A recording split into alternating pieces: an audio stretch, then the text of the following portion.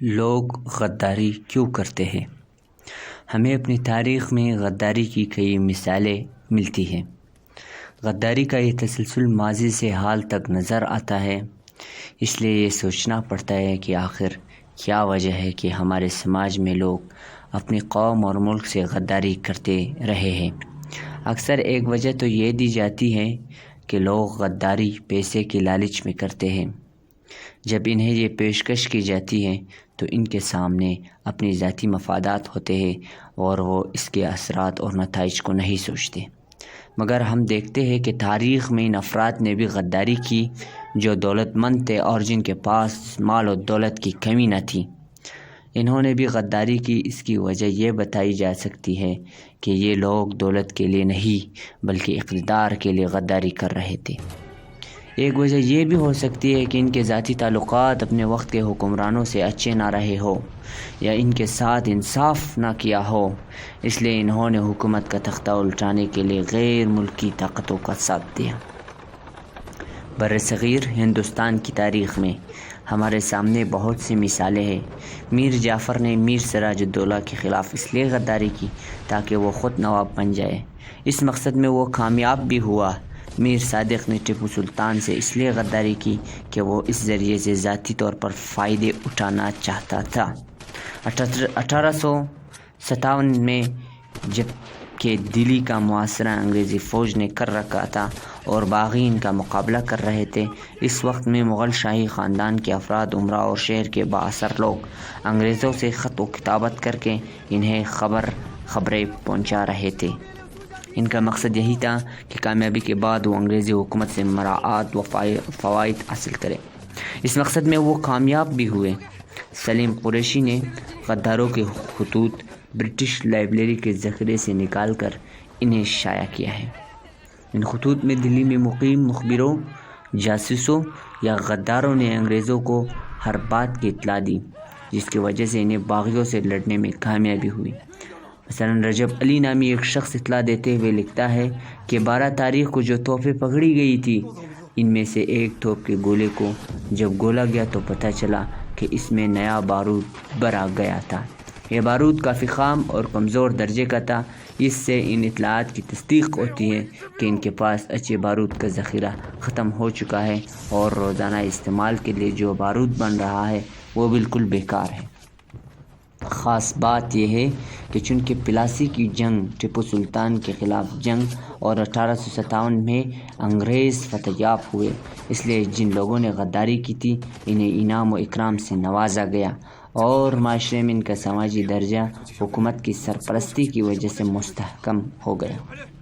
ہمارے پاس ایسے شواہد نہیں کہ جن کی بنیاد پر ہم کہہ سکیں کہ ان کی غداری کی وجہ سے اس وقت لوگوں میں ان کے خلاف نفرت کے جذبات تھے۔ شاید غداری کا یہ تصور ہمارے ہاں نیا ہو اور اس کی بنیاد موجودہ دور میں ابھرتا نیشنلزم ہو کہ جس میں فرد کی وفاداری قوم ملک سے ہو جاتی ہے، جبکہ بادشاہت کے دور میں وفاداری کا مرکز بادشاہ اور حکمراں ہوتا تھا۔ اگر اس سے اختلافات ہو یا دشمنی ہو تو اس صورت میں وفاداری کو تبدیل کرنا برا نہیں سمجھا جاتا تھا، لہٰذا لوگ بھی اس کے عادی تھے اور جو لوگ وفاداری بدلتے تھے ان کے خلاف ان کے جذبات نہیں ابھرتے تھے۔ اب موجودہ دور میں بھی جب ہم تاریخ کی تشکیل نو کر رہے ہیں تو اس وقت اس کی تشریح نیشنلزم کے نقطۂ نظر سے کر رہے ہیں اور ہیرو غدار کے درمیان فرق کو واضح کر رہے ہیں۔ لہٰذا میر جعفر، میر صادق، حکیم حسن اللہ، بہادر شاہ کے معالج اور ان کے دوسرے دربان غداروں کی صف میں آ گئے۔ مشرق وسطیٰ میں اسرائیل کے قیام کے بعد سے عرب ملکوں میں ایسے بہت سے واقعات ہوئے ہیں کہ جہاں افراد نے اپنے ملک و قوم سے غداری کر کے اسرائیل کو معلومات فراہم کیے۔ 1967 کی جنگ سے پہلے ایک عراقی پائلٹ روس کامک طیارہ لے کر اسرائیل چلا گیا، جس کے عوض سے $1 ملین کی رقم ملی۔ اسرائیلیوں نے اس طیارے کا تجزیہ کر کے تیار کی کہ اس کا کس طرح مقابلہ کیا جائے۔ ان معمولات سے انہیں عرب ملکوں پر فوجی برتری ہو گئی۔ انور سادات کے زمانے میں جمال ناصر کے داماد مروان نے اسرائیل کو 1973 کی جنگ کی پوری خفیہ معلومات پہنچائیں۔ یہ الگ بات ہے کہ اسرائیل کو اس پر یقین نہیں آیا اور اس کے علاوہ اس نے اور بہت سی معلومات انہیں دیے کیونکہ یہ انور سادات کے بہت قریب تھا۔ اگر اس کا تجزیہ کرے تو ہم کہہ سکتے ہیں کہ ایسے نظام میں جہاں آمریت ہو، شخصی حکومت ہو، وہاں قوم کی تشکیل نہیں ہوتی ہے اور نہ لوگوں میں ملک سے وفاداری کے جذبات ہوتے ہیں۔ اس صورت میں ذاتی منافعت اور فوائد افراد کو غداری کی جانب لے جاتے ہیں۔ مشرق وسطیٰ کے ملکوں میں کہ جہاں یا تو بادشاہتیں ہیں یا آمریتیں، وہاں ملک اور قوم کو ان کے مفادات کی نظر سے دیکھا جاتا ہے۔ ملک کے ذرائع پہ قابض ہوتے ہیں، اس لیے لوگوں میں قومی شناخت اور تشخیص ابھرنے نہیں پاتا۔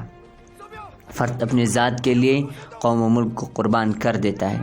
سرد جنگ کے زمانے میں جب روس اور مغربی ملکوں کے درمیان مازاداری ہو رہی تھی، اس وقت ملک و قوم سے غداری کی ایک اور وجہ ابھری۔ روس کے انقلاب نے بہت سے دانشوروں کو یہ احساس دلایا تھا کہ دنیا میں معاشی خوشحالی اور امن و امان اور انصاف کے لیے سوشلزم کا کامیاب ہونا ضروری ہے۔